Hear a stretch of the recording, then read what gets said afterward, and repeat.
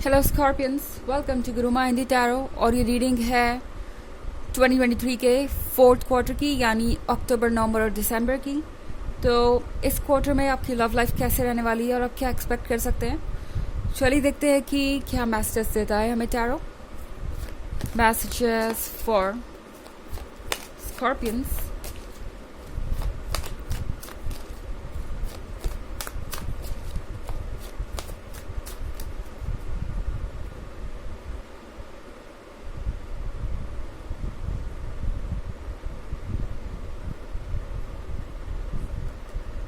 The Star,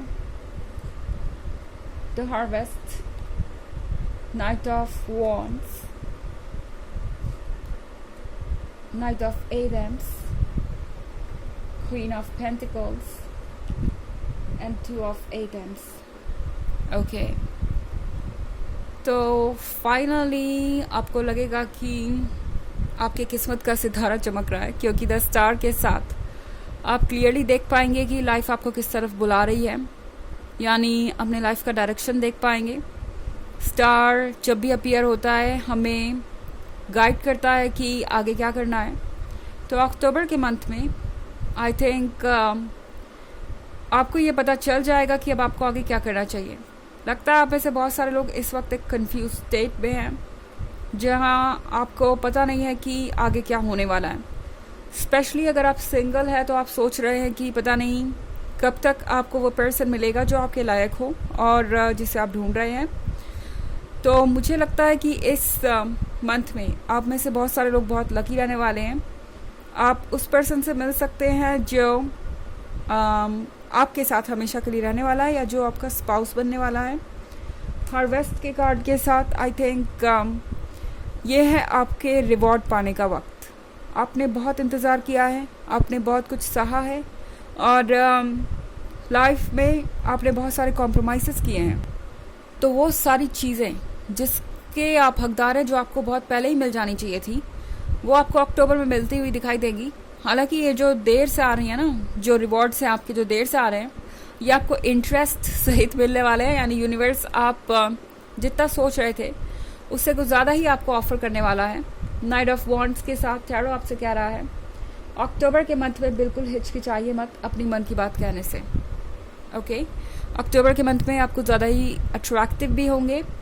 हो सकता है बहुत सारे लोग आप में दिलचस्पी लें।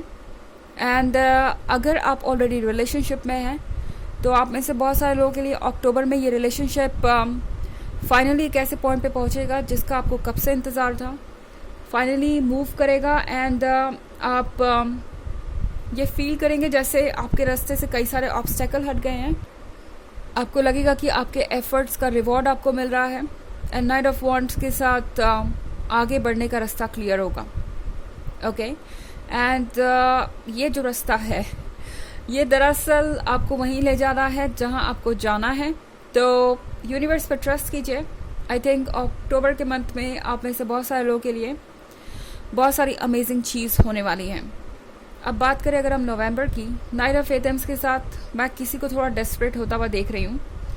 जिससे भी आप मिलेंगे या जिसके भी साथ आप रिलेशनशिप में हैं एंड जिसके भी साथ आप फ्यूचर इमेजिन कर रहे हैं, वो पर्सन थोड़ा सा आपको ज़्यादा ही डेस्परेट नज़र आएगा। आपको लगेगा कि ये पर्सन अब बस चाहता है कि जल्दी से जल्दी आप दोनों के बीच जितने प्रॉब्लम्स है वो दूर हों। ये पर्सन आपके फैमिली मेम्बर से मिलना चाहेगा, आपको अपने फैमिली मेम्बर से मिलवाना चाहेगा कि आप दोनों और क्लोज आए और डिस्कस करें अपने ड्रीम्स के बारे में, अपने प्लान्स के बारे में और आइडियाज़ के बारे में। बट टू ऑफ एटम्स के साथ आपको कोई बात परेशान कर सकती है एंड आप में से बहुत सारे लोग ये समझ नहीं पाएंगे कि करना क्या है। नवंबर के मंथ में आप कंफ्यूज्ड हो सकते हैं। आपको ये समझ नहीं आएगा कि आप इस पर्सन को क्या कहें, क्या इनके प्रपोजल को एक्सेप्ट करें या इन्हें वेट करने के लिए कहें। ऐसा इसलिए क्योंकि अगला कार्ड है क्वीन ऑफ पेंटिकल्स का। आप जिससे डील कर रहे हैं ये पर्सन काफ़ी प्रैक्टिकल हो सकता है एंड हमेशा दिमाग से सोच समझ के फैसले लेता है, हमेशा फ़ायदे और नुकसान के बारे में सोच के फैसले लेता है। एंड प्रैक्टिकल चीज़ों में तो वो ठीक है, मगर रोमांटिक केस में कहीं ऐसा कुछ ना हो, ये सोच के आप थोड़े परेशान हो सकते हैं। कि कहीं ये पर्सन किसी तरीके के एडवांटेज के लिए तो आपके साथ शादी नहीं करना चाहता या आपको कमिटमेंट नहीं देना चाहता, कुछ और तो नहीं चल रहा आप सरफेस के नीचे। इस तरह की बातें आपके दिमाग में आएंगी। एंड नवंबर में आप भी अपने दिमाग के द्वारा ज़्यादा गाइडेड होंगे बजाय हार्ट के। इसमें कोई बुराई नहीं है। टैरो कह रहा है कि अपना वक्त लेना भी ज़रूरी है आपके लिए, एंड ये श्योर करना भी ज़रूरी है कि आप जिस पे ट्रस्ट कर रहे हैं वो आपके ट्रस्ट के लायक है। ओके, तो यहाँ पे अक्टूबर से नवंबर तक बहुत कुछ होता हुआ मुझे नज़र आ रहा है। एंड जो भी आप कर रहे हैं याद रखिए कि वो इमिडिएटली आप तक वापस आएगा। ओके, यहाँ पे जो भी आप लव दे रहे हैं किसी को वो तुरंत आपको वापस मिलेगा। एंड मुझे लग रहा है ये एक अच्छा मंथ होगा आपके लिए। नवंबर और अक्टूबर दोनों ही अच्छे होंगे। आप जो अभी तक सोच रहे थे वो आपको रियल लाइफ में दिखाई देगा। मतलब कोई ऐसा पर्सन जो आपके लव को रेसिप्रोकेट करे। अगर आप ऐसे पर्सन को ढूंढ रहे थे तो ये पर्सन आपको बहुत इंटरेस्टिंग लगेगा। हालांकि अगर आपके पास कुछ सवाल हैं तो टैरो आपसे कह रहा है कि उन सवालों को क्लियर करने के बाद ही आगे बढ़ें। हालांकि यह एक जनरल रीडिंग है, ये सबसे रेजोनेट नहीं करेगी। एनर्जी रिवर्स हो सकती है अगर आप क्रॉस वॉचर हैं। इसके अलावा अगर आप पिछले वीक की रीडिंग या ईयरली रीडिंग देखना चाहें 2023 के फर्स्ट क्वार्टर, सेकेंड क्वार्टर और थर्ड क्वार्टर की, तो उसका लिंक आपको डिस्क्रिप्शन बॉक्स में मिल जाएगा हमेशा की तरह। चलिए आगे बढ़ते हैं।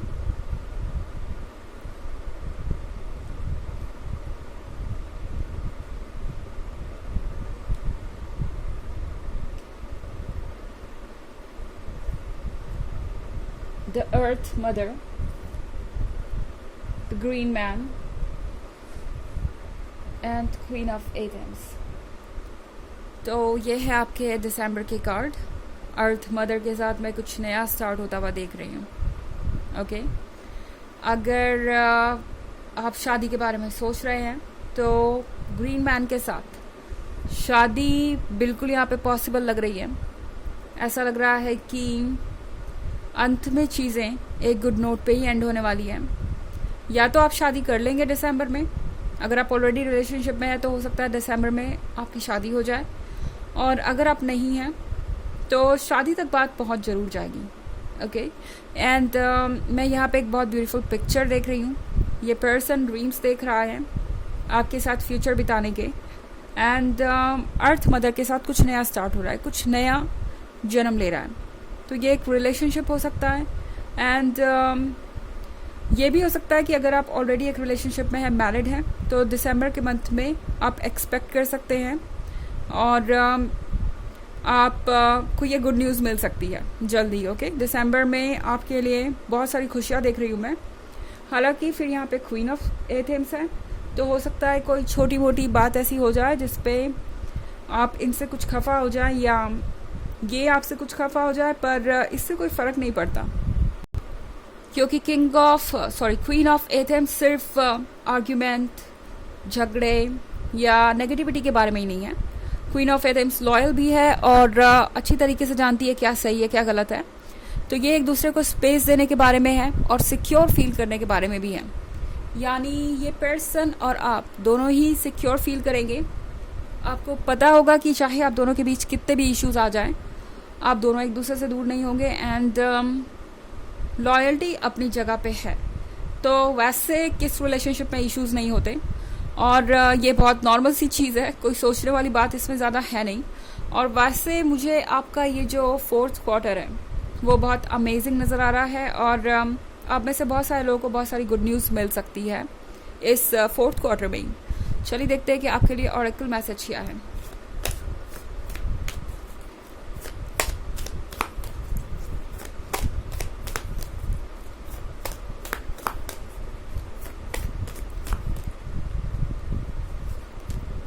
डार्कनेस।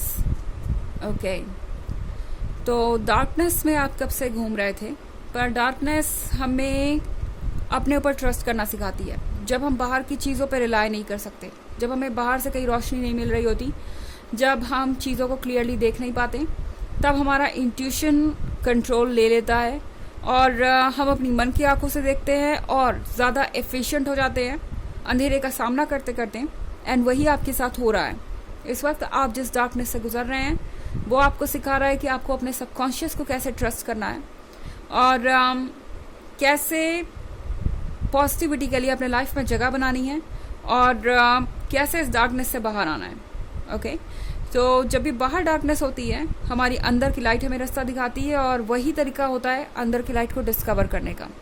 तो इसीलिए ये सारी चीज़ें हो रही हैं और जल्द ही आप एक क्लियर फैसला ले पाएंगे, जल्द ही आप एक सही फैसला ले पाएंगे। तो ये है रीडिंग 4th क्वार्टर की। आई होप आपको अच्छी लग रही होगी। Thanks for watching. Till next video, bye.